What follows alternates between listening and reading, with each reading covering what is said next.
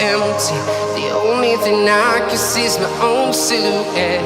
I'm getting stronger, step by step. The clock is ticking, but there's no time for regrets. I've been flying from town to town, from London. Hey, what's up guys? King Epic here. Now, it's been a while since I've done an in-depth video covering the best places to stay at in Bangkok. Accommodation in regards to hotels, condo rentals, and Airbnbs. Actually, it's been a few years, so I thought an update is long overdue. In this video, I will not tell you where to stay, i.e. name names, but instead give you the tools and strategies so you can easily narrow down your options. Even a newbie can find a place that is superb and fits his needs. Now, not a lot has changed over the last few years for the simple reason that nightlife areas are still the same. So the best areas to stay at are still the same also. Yes, bars close and new ones open up all the time, but my recommendations from a few years ago still hold true for the most part. You might not notice, but many of my videos have to be censored one way or another. That's to play by YouTube's rules. Hate it or love it, it's a reality we have to accept. The uncensored videos and more bonus videos I regularly send out via email. I call it King Epic Insider. It's entirely free. You simply enter your email and get bonus videos, updates, and more. Simply check this link in the video description to head over to kingepic.com/insider. It takes 10 seconds and you never miss a thing. So feel free to pause the video now. That is also the reason why I don't do these sorts of update videos more often. If not much has changed over the last few years, you can imagine how pointless a weekly or monthly walk around or update video would be. Now, before I cover the best locations to stay at, and some of the mistakes I've made when I first moved to Bangkok, I think it's important to give you some basic orientation in regards to navigating Bangkok. The phrase Central Bangkok is thrown around a lot. I very frequently talk about Central Bangkok, but really that could mean a lot. So let's be more specific.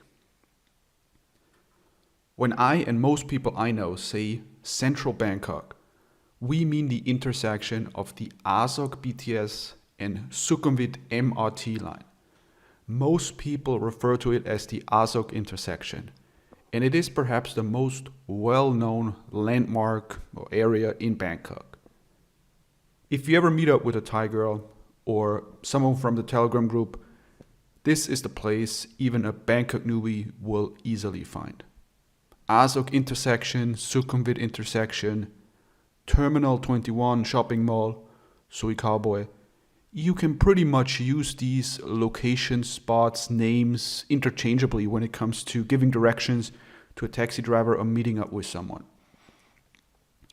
Now, this intersection is also within walking distance of all the nightlife mongrel in action, the major red light districts in Bangkok. Soi Cowboy right there, Soi 11 about a 5-minute walk, and Soi 4, also called Soi Nana, about 10 minutes walking distance.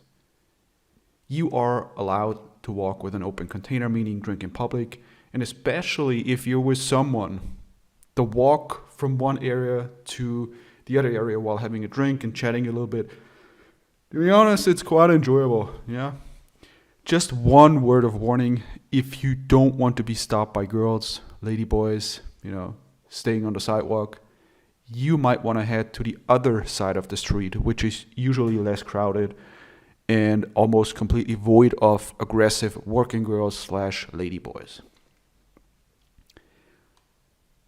Soi Cowboy is the hardcore red light district everyone knows. Soi 11 is not a red light district per se. It's more of a mix of hotels, restaurants, after-hour club, and there's also Havana Social Club, a popular after-hour club located in a small alley at the end of Soi 11. Now, Nana Plaza is that big, massive building with dozens of bars inside that you've probably seen in pictures. If you ever searched for Bangkok red light district on Google, you've probably seen that building. That building and the street it is located at has lots of freelancer girls standing around, bars, etc. It's also a street with hotel options if you don't mind being harassed anytime you walk outside. The street is actually called Soi 4, but the name of the building, Nana Plaza, is often used interchangeably for the street or the red light district in this area. Personally, I've never stayed, or I never stay, I've done it in the past, but I never stay in the heart of the nightlife area these days for the reason I've just mentioned. Given that most massage and working girls run their game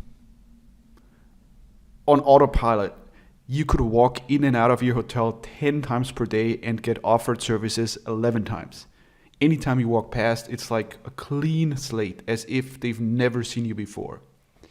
But I get it. I mean, these girls, they cannot waste time thinking or probably don't remember who walks past, so they just shout or pull in any guy that walks past, regardless of how often that guy has walked past in the last 60 seconds.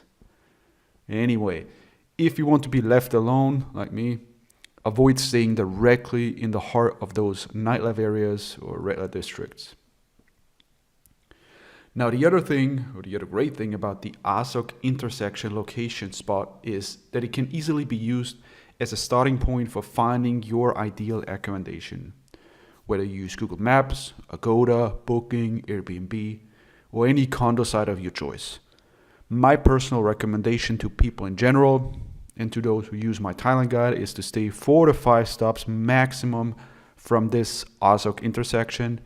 If you look at Google Maps, even if you use the map on booking sites like Agoda or Booking, you can actually see both the blue MRT train line as well as the yellow BTS train line. The blue MRT line is the underground metro, the yellow BTS line is the SkyTrain line. Now, you can simply go any direction when scouting for a place to stay, and ideally not go further than 5 stops. In addition, your place, condo, hotel, Airbnb, should be within walking distance to the train stop. So let's say 3 minutes is fine, but 10 minutes would be excessive. So that's the first way of narrowing down your options. More about that in a moment when I'll show you how I actually use Agoda, as well as the most important filter that nobody ever talks about. But first, why should you stay only 4 to 5 stops from this Asok intersection? Doesn't it make sense to stay further away to get much better deals? Well, luckily, I've made that mistake years ago, so you don't have to. I've stayed close to the Punaviti PTS station, which isn't even that crazy far away, probably around 8 stops from Asok. Yet even that turned out to be an issue. First of all, the more, let's call it rural, you go, the more you'll have to deal with stray dogs. And the place I stayed at was located in a side alley with lots of stray dogs. It's a terrifying experience, especially at night. If you have like 10 dogs charging or barking at you. And there's also the issue of rabies, so absolutely avoid it at any cost. And then also, any of the money you save on accommodation, you'll spend on additional taxi costs when going out at night. Plus, if certain girls know you're staying that far from Central, they're more hesitant to go with you. So overall, it's a net negative, totally not worth it. Anytime you go out, it turns into this big deal, should you go out, should you not go out, is it the right time? And it's a big deal because it takes you 30 plus minutes to get to the location, especially in the evening where peak hours even longer. And you don't want to be wasting your holiday time being stuck in traffic. And traffic can be pretty horrendous during peak hours. Now compare this to staying within walking distance, 1, 2, 3, 4 stops to, let's say, Soi Cowboy. You can easily head to a bar, go back to your place alone or with a girl, then head out again at a later time just to see what's going on. And the beauty of it is that it can all be done spontaneously and you're never stuck in traffic. However, with all of this, there's one caveat to my recommendation. Staying close to central Bangkok, to the Asok intersection, Sui Cowboy, it is mostly meant for guys who go out regularly, even if that just means, for a beer to Sui Cowboy or Sui 11. Obviously, if you have other plans or you have girls come to your place all the time or you never go to bars, then you can actually stay further outside of central Bangkok to get better deals. For example, the Silom area is great as well. You have some bars and 2 lesser known red light districts, Patong and Soitania there. Overall, it's definitely not party central, but still a good place to stay. Actually, the best hotel I've ever stayed at was also located there, the Quarter at Silom. It's brand new, and oh my god, you gotta check out their gym. It's like an actual proper gym. Squat machine, Smith machine. It has also been the only place I've ever stayed at that was so well insulated that for the entirety of my stay, I have never had to turn on the AC. It was always cool in that room. It was pretty much perfect day and night. Now, a tour of that hotel as well as the gym as a review video is in the Thailand guide. If you remember already, specifically those 2 videos, 59 and 60, you can check that out. Now let's hop over to Agoda to show you the exact filters I use to find an exceptional place to stay at. Well, the first filter I've already mentioned. It's using the map and train lines specifically as guidance, specifically the train stops to make sure you're staying close to the Asok intersection. The second filter you've probably been using already, it's your budget as in price per night. And now for the most important one.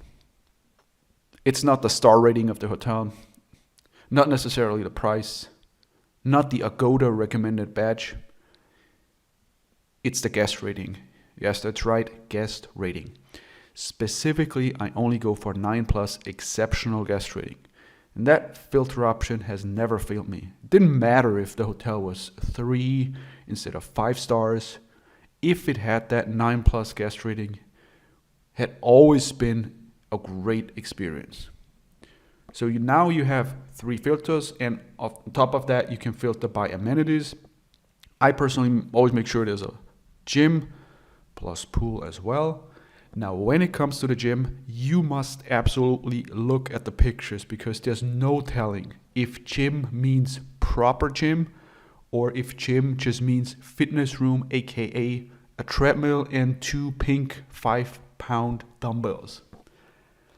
Now, finally, if you are new to Bangkok, I don't recommend you book your entire stay of, let's say, several weeks at one place.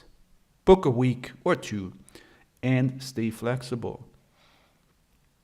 Because the thing is, you might change places. You might change plans. You might meet a girl or simply not like the location. There are so many options, and it's not like hotels or condos are fully booked. In 99 out of 100 cases, you can actually literally book half an hour before check-in, and you won't even pay more as opposed to booking days in advance.